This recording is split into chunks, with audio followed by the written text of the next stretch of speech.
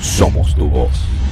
Leíamos el informe hecho por Monitor Ciudad en días recientes y bueno, corrobora una de las quejas que es más pública y notoria de la gente en el caso específico y concreto del servicio del agua potable. En ese reporte se suma, se contabiliza que la Alcaldía Libertador o el municipio Libertador más concretamente se pasa el 65% del tiempo sin agua por las tuberías. Vamos a hablarlo con el director precisamente de Monitor Ciudad que nos atiende gentilmente, Jesús Armas. ¿Cómo estás, Jesús? Bienvenido. Muy buenas tardes a ti y a todos los que nos están escuchando en este momento. Una situación que, bueno, la gente, por supuesto, nos hace llegar muchas quejas, no solo en Libertador o en Caracas, sino en prácticamente toda Venezuela. ¿Pudieras comenzar por hablarnos de cómo hacen el estudio, en qué se basan primero para tener pues la fiabilidad de las cifras que están manejando y saber exactamente cuál es la gravedad de a lo que nos estamos enfrentando? Bueno, déjame contarte. La verdad es que Monitor Ciudad es una organización que nació en el año 2018 y desde entonces hemos venido monitoreando semanalmente los problemas de acceso y distribución a agua en el área metropolitana de Caracas, pero nos hemos venido extendiendo a 5 estados más del país y esperamos llegar a 10 de aquí a final de año. La metodología que usamos es, bueno, contarte rápidamente la del área metropolitana de Caracas. Nosotros dividimos a través de un sistema de información geográfico el área metropolitana de Caracas en 100 zonas geográficas. En cada una de estas 100 zonas ubicamos entre 1 y 5 vecinos que son parte hoy de un voluntariado del proyecto y cada semana estas personas llenan una encuesta digital conectada al sistema de información geográfico que nos permite tener de manera automática, en tiempo real, la información sobre distintos temas relacionados con servicios públicos. En el caso del agua, bueno, el tema de la frecuencia, de la calidad, de la cantidad de agua que llega a los hogares, el precio que tienen que pagar y las formas alternativas para poder tener agua en sus hogares.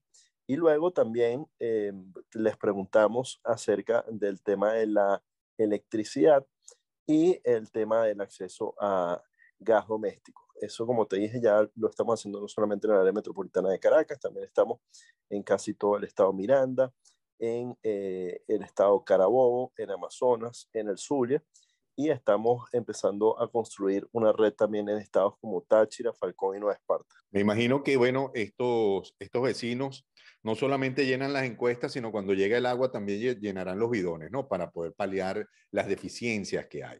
Y otro tema del que se queja mucho la gente, primero para entrar en el agua, porque podemos ir hablando luego de electricidad y de gas, que se queja mucho la gente es el elevadísimo costo que tienen entonces que pagar para encontrar unas cisternas, unos camiones, alguien que de alguna manera o algún sistema que de alguna forma solvente la escasez a los que lo tiene sometido, en este caso de Libertador y Hidrocapital.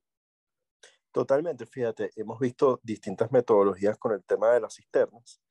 En los sectores populares muchas veces lo que hacen es que los vecinos de algunos bloques o de algunos sectores populares compran entre varios una cisterna y les termina quedando alrededor de, o sea, una cisterna de 10.000 litros y la dividen más o menos a 500 litros por familia. Esto la verdad es que no es nada porque lo mínimo que debería tener cada persona para que se cumpla el derecho humano al agua son 150 litros por persona, 500 litros por familia, eso alcanza si acaso para un día, y terminan pagando de 15 a 20 dólares, ¿no?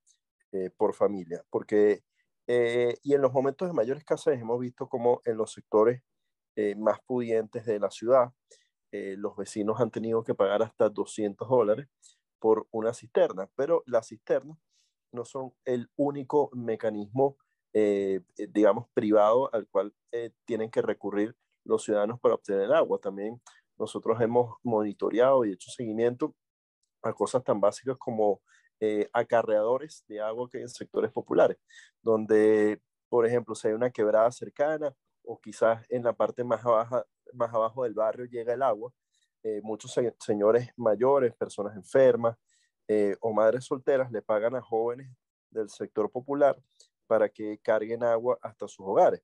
Entonces, y los pagos van desde 3 4 dólares hasta pagos con comida, ¿no? Con harinas, con arroz, etcétera.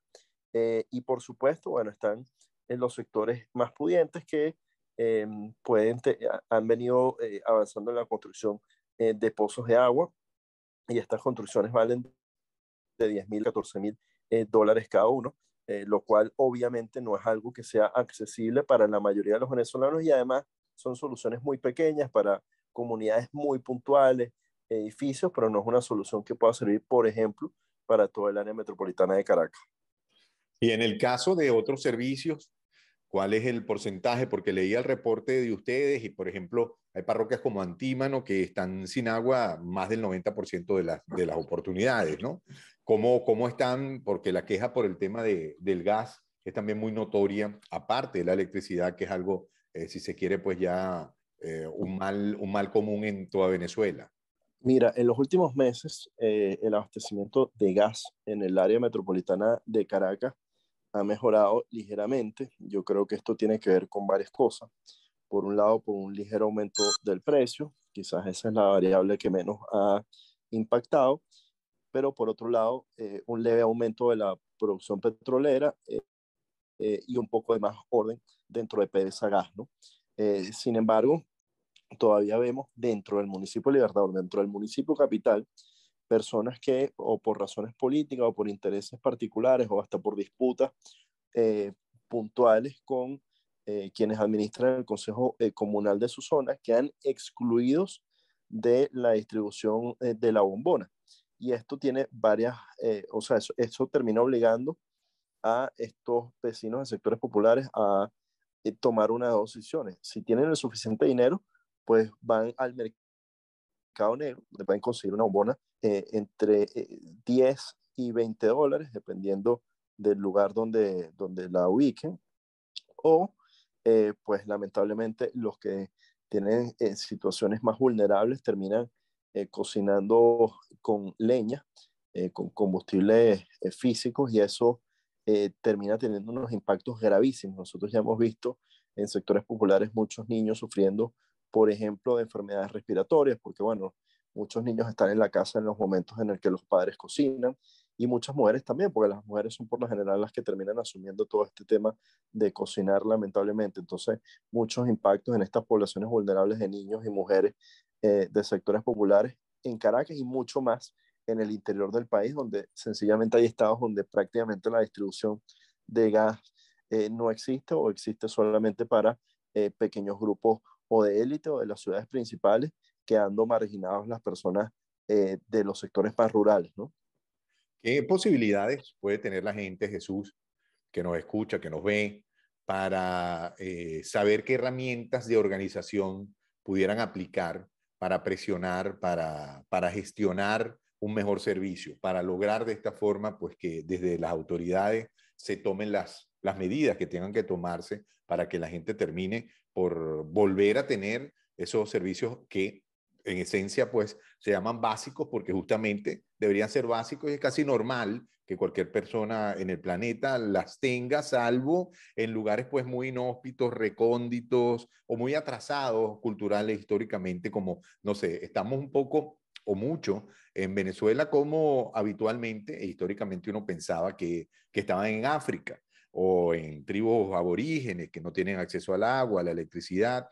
¿Qué puede hacer el vecino para organizarse? ¿Cómo puede ejercer presión? ¿Hay algunos métodos que hayan funcionado? ¿Qué les ha servido a ustedes? ¿Qué ejemplos tienen?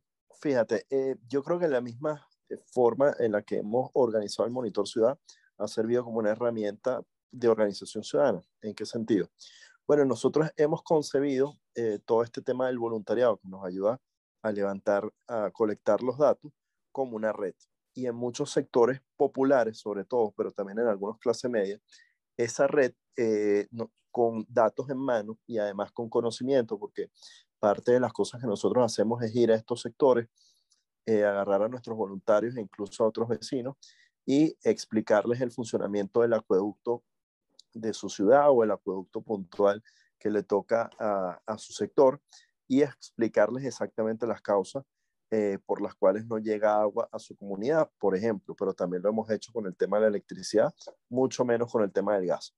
Y con esta información hemos visto como muchos vecinos, por ejemplo, hay un caso muy exitoso en La Vega, en la cual Ana Brazón, una dirigente comunitaria, en conjunto con la iglesia, se organizaron y han hecho distintas protestas que han obligado a funcionarios de Hidrocapital a, a personarse en el lugar, a conversar con ellos, a establecer una comunicación constante, y esa presión que ellos pudieron ejercer han hecho que pasaran, por ejemplo, de tener 2 o 3 meses sin servicio de agua a tenerlo regularmente cada semana o cada 15 días, que de igual manera es una violación al derecho humano al agua, de igual manera está muy mal que apenas te llegue agua una vez a la semana, pero evidentemente es una mejora frente a los 3 meses.